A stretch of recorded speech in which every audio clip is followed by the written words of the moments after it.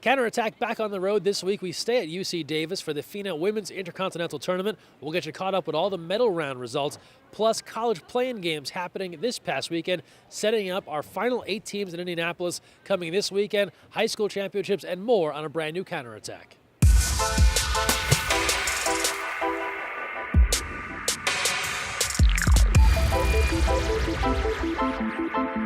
Hi everyone, Greg Mescall here at UC Davis. Thanks for joining us on the Counterattack, brought to you by the Rudy Project and XX2I.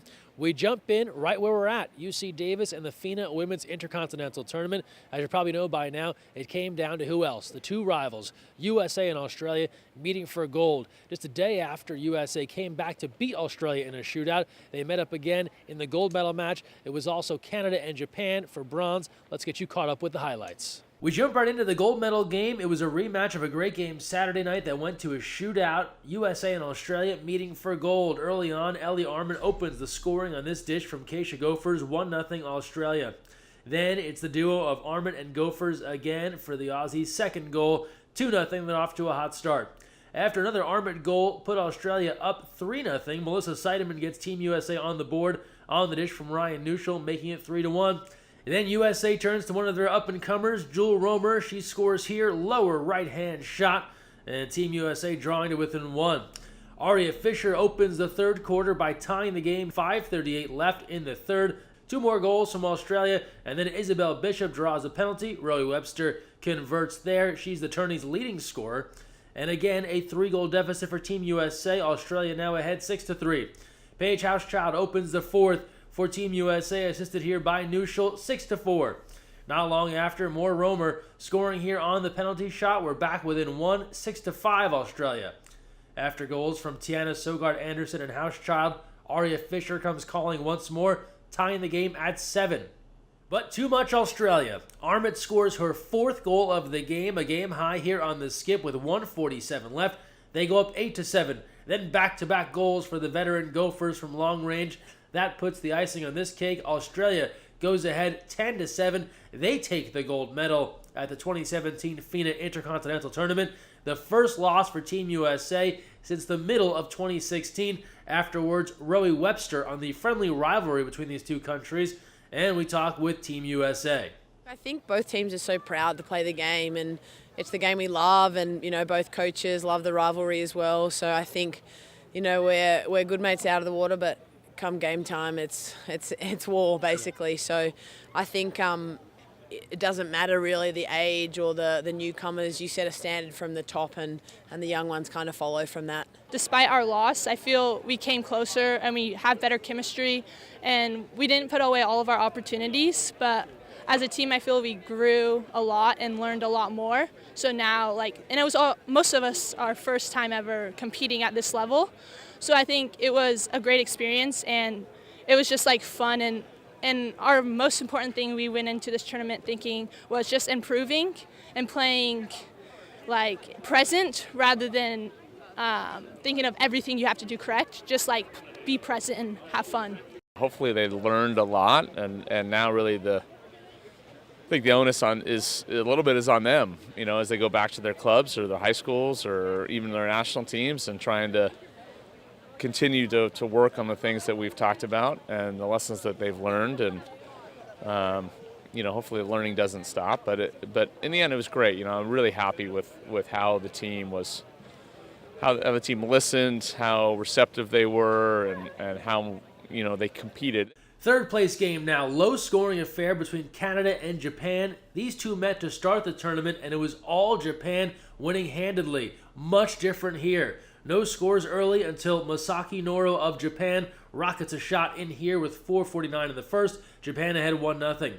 Not long after, Canada's 2-meter player Elise Lemay successful with the backhand here to tie the game 1-1. And then Lemay, gathering her own rebound off the post, powers this one home. Canada ahead 2-1. Almost a scoreless second quarter until Japan finds Yumi Arima. She scores with 17 seconds left, tying the game at 2. That'd be the score at halftime.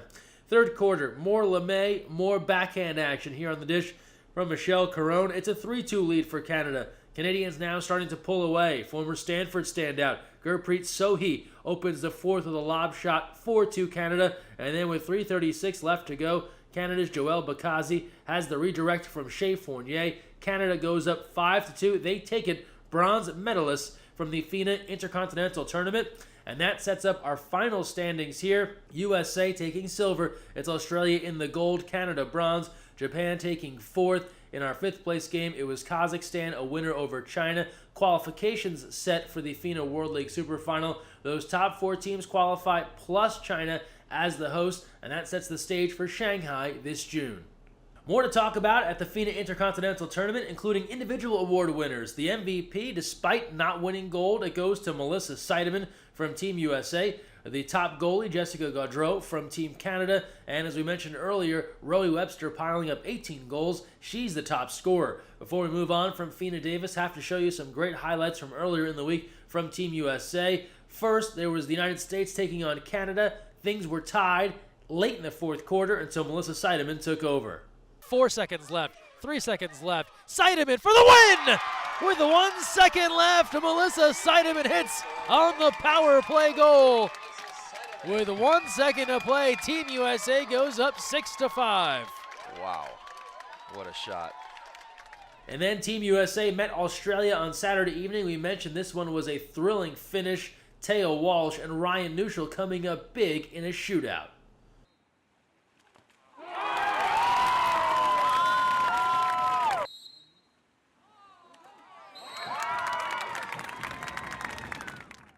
Now let's turn our attention to women's college water polo, and we're right in the midst of the NCAA tournament. This past weekend, 2 play-in games. Wagner traveling west to meet UC San Diego, and Pomona-Pitzer traveling north to take on Pacific. Here are the results, and now we know the final 8 that'll compete in Indianapolis this weekend. First, we go down to San Diego, where UC San Diego is hosting Wagner. East Coast-West Coast battle, and it's the Seahawks coming up victorious. Here they pose for a team photo after the victory. That leads us into our college scoreboard brought to you by Cap 7. The Seahawks, winners of the MAC, they advance to the final 8 at the NCAA Championship and pick up their first tournament victory in program history, a 6-5 win.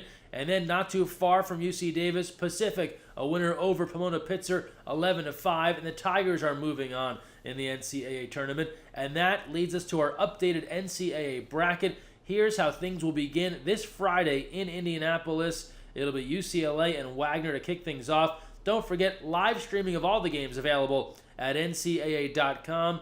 This Friday through Sunday, we'll crown a champion on Sunday afternoon in Indianapolis. Before we move on, a big shout out to UC Davis, not just for hosting the FINA Intercontinental Tournament, but for winning the Women's College Club Championship. As seen here via the CWPA water polo account, congrats to the Aggies on taking the crown. Now let's talk high school water polo. State championships crowned this past weekend in Hawaii and Texas, and some familiar names were hoisting the trophies after it was all said and done. We start first in Texas, boys water polo, another title for St. Mark's. The squad out of Dallas takes the crown once more.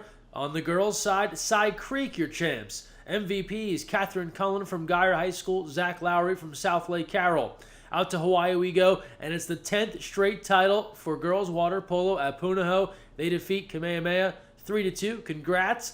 Back to the mainland, Tennessee, and the Memphis area home education team defeating St. Benedict's 9-6 to take the Tennessee crown. Congrats to all of our state champs.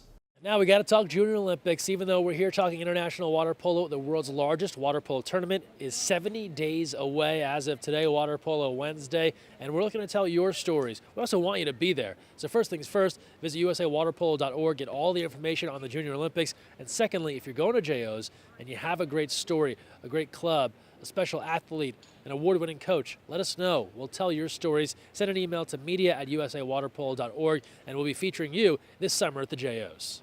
And before we get into the social media send-off, we had a good time with Good Day Sacramento. This past Sunday morning, they were live at the pool talking with me and Davis head coach Jamie Wright. We appreciate their attendance and coverage of the big event. Tell us what's going on here today. Yeah, Dave, you essentially have a qualifier for a larger event this summer, and it brings 6 of the best teams, including the defending Olympic champs and Team USA, right here to Davis, a community that's growing in water polo and loves the game. Jamie, this is such a cool event for UC Davis to host. Absolutely. We're very excited to be able to be part of it and team up with USA Water Polo. Now we close out the show as we do every week with our social media send-off. It's the best of what you have submitted water polo-wise on the internet. And don't forget, we need your submissions. You get involved. Use the hashtag counterattack. Tag us at USAWP, and we'll share the very best of what you've given us online. We'll, of course, start right here at UC Davis and some great action from the Intercontinental Tournament. And we start right here at UC Davis. Olympian Natalie Benson enjoying her time as an assistant coach with Team USA this week, also gearing up for the first season with the new program at Fresno State. Marissa Webb, we appreciate you tuning in to the live stream. Has it rigged up to the TV here. That's a great setup. High praise from Dan Layson, the UC Davis men's water polo coach, just enjoying Aria Fisher taking over in a game against Australia. Olympian Sammy Hill, her younger sister Abby Hill, playing for Team USA this week. And she was tweeting all week long following Team USA and enjoying that big shot from Melissa Seidemann while in the car. Oh yeah, Melly. She hits it. What a shot. Catch and shoot, baby. Woo! Now, of course, we've got to talk Flop Friday. You saw the live Flop Friday last week from the UC Davis women's water polo team. Here's a submission from BBCHS Water Polo. And from the Midwest, we go to SoCal. Carlsbad offering their Flop Friday take.